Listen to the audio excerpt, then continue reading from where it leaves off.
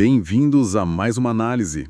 Hoje o nosso foco é a história e a lore de um dos clãs mais icônicos do universo de Vampiro à Máscara, o clã Toreador. Exato. E a nossa fonte é uma transcrição de um vídeo que, em tese, exploraria essa história. Só que é aqui que o desafio começa. Ok, vamos analisar isso. A fonte de hoje é um verdadeiro quebra-cabeça. O que a gente recebeu não é um texto limpo, sabe? É um artefato digital fragmentado, uma mistura de idiomas, de frases que, à primeira vista, parecem completamente aleatórias. É um ponto de partida fascinante, né? Porque em vez de uma narrativa clara, a gente tem estilhaços de informação. Exato, estilhaços. Tem trechos em inglês, palavras em cirílico, sequências repetitivas. Assim, parece o resultado de um sistema de transcrição que simplesmente entrou em colapso. Totalmente. Mas a nossa missão hoje não é simplesmente descartar o texto como corrompido.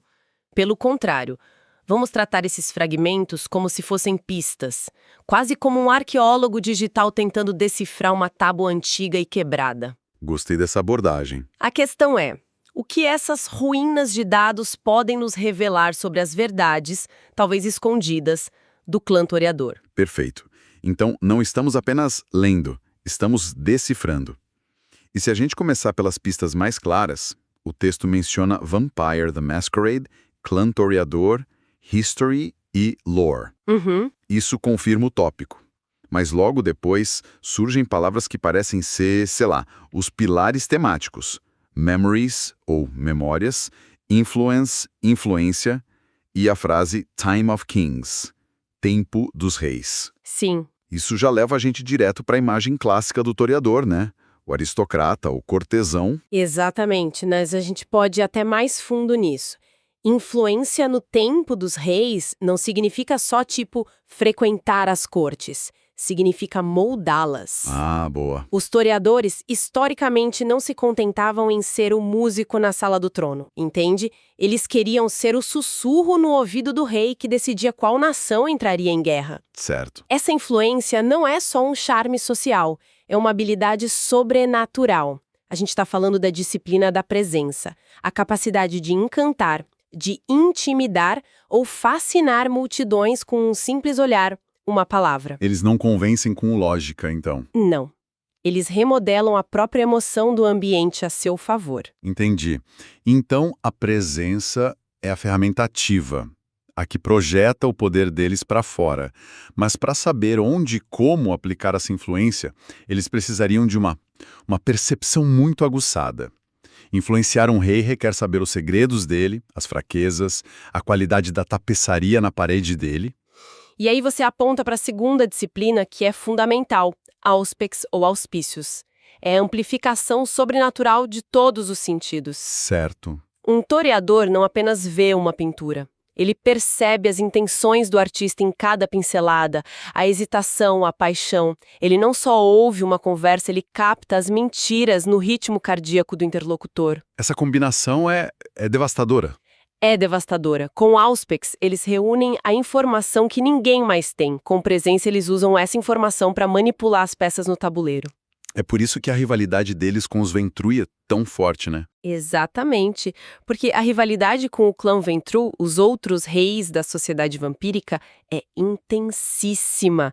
Não é uma guerra de punhos, é uma guerra de patrocínio artístico, de escândalos sussurrados, de colapsos financeiros orquestrados. O que nos leva a outra pista bem enigmática no texto, a frase Game of Chasto. Sim. A palavra russa chasto ou chasto significa frequentemente, literalmente jogo de frequentemente. Parece um erro, né? Mas e se não for? E se for uma descrição tipo poética da natureza do jogo deles? Essa é uma ótima linha de investigação. A primeira hipótese é a mais simples, claro. Um erro de transcrição para algo como Game of Courts, jogo das cortes. Faz sentido. Mas a sua ideia é mais interessante. O jogo frequente.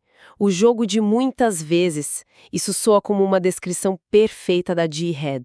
A guerra eterna e sutil travada pelos vampiros mais antigos através dos seus peões ao longo dos séculos. Uau! Para um ser imortal, Os conflitos se repetem, as mesmas jogadas de poder, as mesmas traições, só que com roupas e títulos diferentes a cada século. Para o toreador, esse jogo é o único espetáculo que nunca fica velho. E como eles jogam? Se a guerra dos Bruja é na rua e a dos Ventru é na sala da diretoria, onde é a guerra dos toreador? O texto dá outra pista meio distorcida. Polontatain this war in style. Vamos decifrar isso. Polontatain significa cheio de mistérios. Mocin provavelmente é um erro. Mas a parte final, this war in style. Esta guerra com estilo. Ah, guerra com estilo. Essa é a chave. Ela captura a essência da estratégia do clã.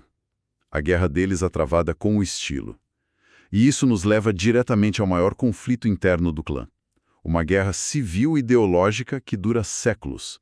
A divisão entre os artistas e os posers. Que é basicamente a briga entre os tradicionalistas e os moderninhos. De uma forma bem simplificada, sim. Os artistas são os puristas. Eles acreditam que a imortalidade deve ser dedicada à busca e criação da beleza verdadeira, atemporal. Uma escultura de Bernini, uma sinfonia de Mozart. Do clássico. Exato. Eles veem os vampiros mais jovens, os poseus, como superficiais, obcecados por tendências passageiras, cultura pop, fama em rede social, o choque pelo choque. Para um artista, um poseur que vira um influenciador digital famoso é uma abominação, uma traição ao propósito do clã. E imagino que os poseus achem os artistas uns velhos chatos e irrelevantes. Exatamente. Eles veem os artistas como relíquias presas no passado, incapazes de entender que a beleza e a influência agora se movem na velocidade da luz. Por que passar um século aperfeiçoando uma escultura quando se pode derrubar um rival destruindo a reputação online dele em uma única noite? Essa guerra com estilo é real, então. E carreiras. É uma luta pela alma do clã, e ela é tão mortal quanto qualquer briga de rua.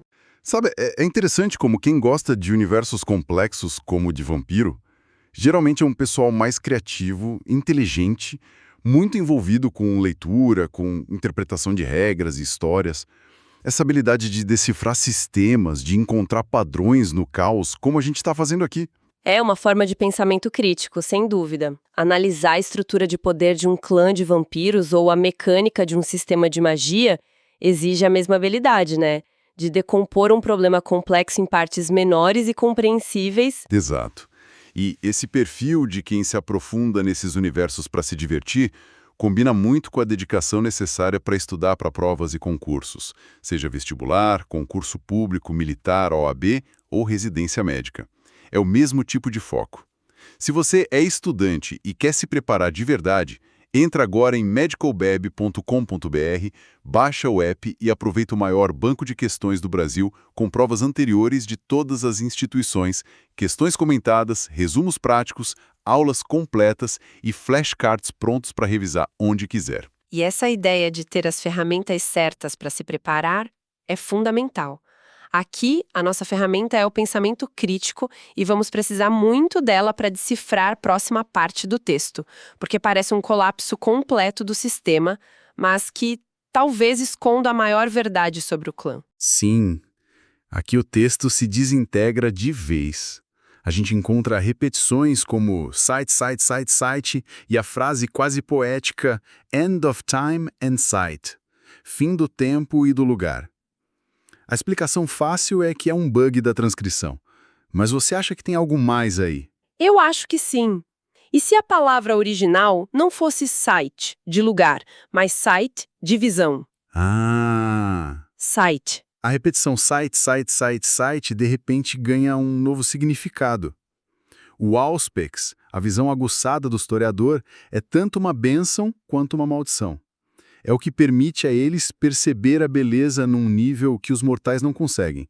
Mas é também a fraqueza fundamental do clã. Como assim? Um toreador pode ser literalmente paralisado pela beleza. Diante de uma obra de arte sublime ou de um ser humano de beleza estonteante, ele pode ficar catatônico, esquecendo do perigo, do mundo ao redor, completamente indefeso. Nossa. Então, a mesma ferramenta que os torna grandes críticos e espiões é também um interruptor de desligamento que os inimigos podem usar contra eles. A visão é a maior vulnerabilidade deles. Isso muda tudo. Muda tudo. E se conecta diretamente a outra palavra-chave do início: memories, memórias. O que é a imortalidade para um ser definido por aquilo que vê e sente? É um arquivo infinito de sites, de visões. Claro. Eles usam a arte para preservar a memória de uma emoção, a visão de um pôr do sol de um século passado. Mas, com o tempo, esse arquivo se corrompeu. As cores desbotam, as emoções perdem o impacto, e isso leva à maior ameaça para um toreador ancião: o tédio, a anedônia, a incapacidade de sentir. Eles se tornam colecionadores de emoções que eles mesmos não conseguem mais sentir. Exatamente. A frase end of time and sight. O fim do tempo e da visão. Então se torna uma descrição da condição final deles. Depois de milênios, o tempo e o lugar ou a própria visão perdem o significado. É isso. O texto quebrado está quase que por acidente descrevendo a psique quebrada de um vampiro antigo. É a tragédia central do clã. Eles são os imortais que mais se apegam à paixão e à beleza da vida mortal, e justamente por isso são os que mais sofrem com a sua perda gradual. A busca incessante por um novo estímulo, uma nova beleza, é uma luta desesperada contra a entropia da própria alma. Para quem está achando essa nossa investigação textual tão fascinante quanto a gente, fica o convite para curtir e se inscrever para não perder nenhuma análise como essa. Ajuda muito a gente a continuar trazendo esse conteúdo. O apoio é sempre bem-vindo e bom. Isso nos leva à nossa conclusão, né? A pergunta central. Depois de juntar todos esses cacos, de interpretar as falhas e os sussurros nesse texto, o que a gente realmente aprendeu sobre a história do clã toreador? Qual é a imagem que se forma? A gente aprendeu que a fonte, nesse estado quebrado dela, nos deu um retrato mais honesto do que uma história limpa e organizada jamais poderia dar. Os fatos específicos podem estar perdidos, mas a verdade temática está toda aqui. Os toreador não são apenas vampiros artistas. Eles são predadores políticos que usam a beleza como arma. São imortais trágicos, amaldiçoados pela mesma sensibilidade que os define. E são um clã em guerra perpétua consigo mesmo, dividido entre a preservação do passado e a obsessão pelo presente. O texto não é uma janela para a história deles? Não, é um espelho. Um espelho da alma fragmentada do clã. Um espelho quebrado refletindo uma beleza igualmente quebrada. Isso faz muito sentido. A busca pela história de um clã de vampiros acabou se tornando uma exploração da psicologia deles, da tragédia inerente a eles. Foi uma investigação, assim, muito mais profunda do que o texto inicial prometia. Com certeza. Agradecemos a companhia nesta análise. E para finalizar, eu deixo um pensamento. Essa análise nos força a uma questão maior. Em um mundo onde a informação é cada vez mais mediada por algoritmos, por inteligências artificiais, como a gente distingue a verdade do bug?